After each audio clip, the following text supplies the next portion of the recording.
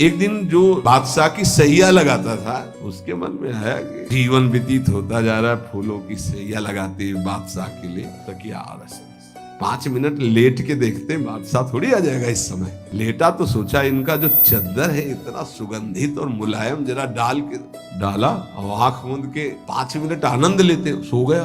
तो जो उनकी पत्नी थी वो भाग गई थी।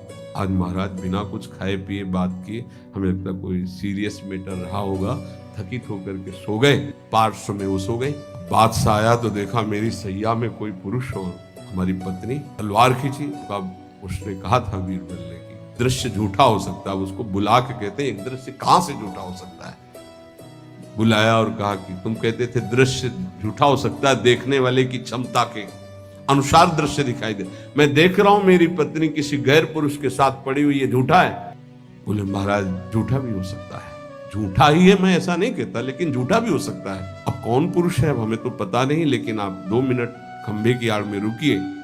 रानी को जी, बोले आप किसके साथ सो रहे? महाराज के साथ। बात नहीं की? बोले थके थे, सो रहे थे इसलिए जगह नहीं, पार्श्व में सो गए। ठीक है आप जाइए, हम महाराज को जगा के ला रहे हैं क्योंकि भोजन नहीं पाया इनको पवाना। हाँ ठीक। पर्दा हटाया तो वो फूल बिछा ले। वो तो घबरा रहा था एकदम, तो उनका मालिक जान बचा लो, मुझे ऐसा ऐसा आया इसलिए। ये तो किसके साथ?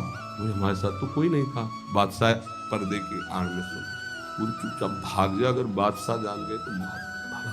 बोले सरकार देखा दोनों निर्दोष थे, यदि आप मारते तो दोनों की हत्या आप कर सकते थे, लेकिन दोनों निर्दोष थे। हमारी दृष्टि प्राकृतिक दृश्यों का फाइनल नहीं कर सकती, फिर सच्चिदानंद का कैसे?